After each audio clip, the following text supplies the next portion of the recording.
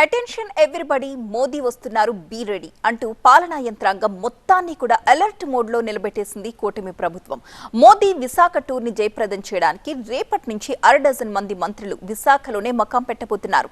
మోదీ సభను 6 నెలల ఎన్డీఏ విజయోత్సవ సభగా నిర్వహించడానికి సమాయత్తమవుతోంది ఏపీ సర్కార్. వచ్చే బుధవారం విశాఖ రాబోతున్నారు ప్రధాని మోదీ. విశాఖ రైల్వే జోన్కు, ఎన్టీపీసీ ఇంటిగ్రేటెడ్ గ్రీన్ హైడ్రోజన్ ప్రాజెక్టుకు, నక్కపల్లి దగ్గర బల్క్ డ్రగ్ పార్కుకు ప్రధాని శంకుస్థాపన చేస్తారు. ఏయూ ఇంజనీరింగ్ కాలేజ్ గ్రౌండ్స్ లో జరిగే బహిరంగ సభ వేదికగా ఈ ప్రారంభోత్సవాల జాతర షురూ అవుతోంది. మూడోసారి ప్రధాని అయ్యాక మోదీ విశాఖ రావడం ఇదే తొలిసారి. ఈ అరుదైన సందర్భాన్ని సద్వినియోగం చేసుకోవాలని భావిస్తోంది కూటమి ప్రభుత్వం. అనకాపల్లి, కాకినాడ, నెల్లూరు, అనంతపురం టోటల్ ఏపీ అభివృద్ధి పథంలో నడుస్తోందని సీఎం పదే పదే చెబుతూ వస్తున్నారు. ఈ మొత్తం డెవలప్మెంట్ సినారియోను, ప్రభుత్వ ఆలోచన విధానాన్ని ప్రధాని మోదీ పర్యటన ద్వారా మరింత ఎక్స్పోజ్ చేయాలన్నది సర్కారీ స్ట్రాటజీ. అందుకే ప్రధాని మోదీ వైజాగ్ టూర్ను అత్యంత ప్రతిష్టాత్మకంగా తీసుకుంది కూటమి ప్రభుత్వం. ప్రైమ్ మినిస్టర్ విజిట్ గురించి చర్చించడం జరిగింది. వారి ప్రోగ్రామ్ ని బ్రహ్మాండంగా దిగ్విజయం చేయాలని చెప్పేసి నిర్ణయం తీసుకున్నారు.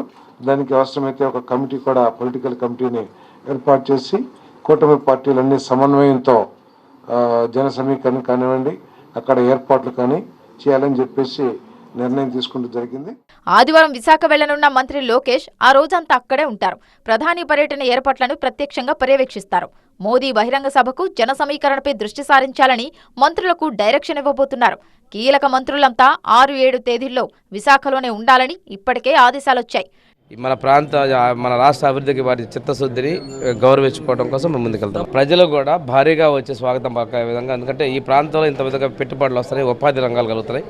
అందుకోసం ప్రజలు కూడా 2 లక్షల పైచీలకు వచ్చే విధంగా ఏర్పాటు చేసుకుంటున్నాం. అటు మోదీ విశాఖ టూర్ నేపథ్యంలో స్టీల్ ప్లాంట్ వివాదం మళ్లీ రాజుకుంది. శనివారం నుంచి 3 రోజుల పాటు నిరసనలకు పిలుపునిచ్చింది ఉక్కు పరిరక్షణ పోరాట కమిటీ. స్టీల్ ప్లాంట్కు సొంత గనులను సమకూర్చడంపై మోదీ స్పష్టతనివ్వాలన్నది ప్రధాన డిమాండ్. స్టీల్ ప్లాంట్ ప్రైవేటీకరణ అంశాన్ని అలా ఉంచితే కూటమి ప్రభుత్వానికి మాత్రం ప్రతిష్టాత్మకం కాబోతోంది మోదీ విశాఖ పర్యటన.